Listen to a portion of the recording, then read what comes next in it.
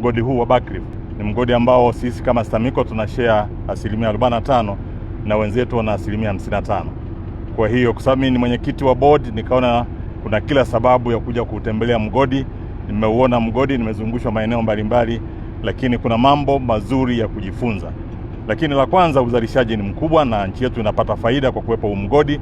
Kwa hiyo ni mgodi ambao Watanzania wameudevelop kutoka kwenye level ambayo ilikuwa ya chini mpaka kutoka kwenye level ambayo sasa ni kubwa zaidi. Watu wengine wamekuwa wanasema Buckreef hakuna kitu, hakuna lote. Na mimi wakati nilikuwa nakuja nikasema ngoja niende niangalie. Na ukisha kuwa mwenyekiti wa board 45% ni shirika lako, alafu ujue kinachoendelea, ni vizuri kuja kuona. Nasema seeing is believing. Nimekuja nimeona na naamini kwamba kazi inafanyika. Lakini kikubwa kuendelea na integrity yetu kwa sababu huu ni mgodi wa Tanzania. Lakini kubwa zaidi nitoe maelekezo na maombi kwa Tanzania wajue kwamba STAMICO ni shirika lao, walilinde shirika lao. Wakati mwingine napata taarifa kuna vijana wanakwenda wanavamia maeneo ya STAMICO na kufanya mambo ambayo sio.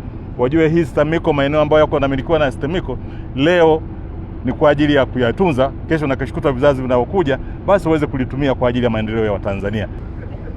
Simon Nyasiro Siro ametembelea miradi ya STAMICO na ameanza kutembelea kituo cha mfano cha Rwamgasa ambacho wachimbaji wadogo wanakuja kujifunza namna ya uchimbaji bora, kwa sababu shirika la madini la taifa STAMICO lina wajibu wa kulea wachimbaji wadogo hapa nchini. Ni sehemu ambayo wachimbaji wadogo wanaleta udongo wao na tunauchenjua, tunafikia mpaka hatua ya kuwapatia dhahabu. Lakini pia wanajifunza namna ya kwenda baadaye kuwa na migodi yao wao wenyewe. Lakini pia Mheshimiwa Mwenyekiti Siro ametembelea mgodi wa Buckreef wa dhahabu ambao STAMICO inamiliki 45% na wenzetu kutoka Canada wabia wanamiliki 55%. Amefurahishwa na kazi inayoendelea katika maeneo yote haya mawili, lakini kipekee ameelekeza kwamba watumishi wa STAMICO waendelee kujituma, na ameonyesha kwamba Watanzania pia wanaweza, kwa sababu ukiangalia kwenye maeneo yote haya mawili wanaoendesha ni Watanzania. Lakini ametuhasa sana kutunza mali za shirika, kuzisimamia na kuzilinda, na watumishi kuwa waaminifu pia na kuwa na teamwork.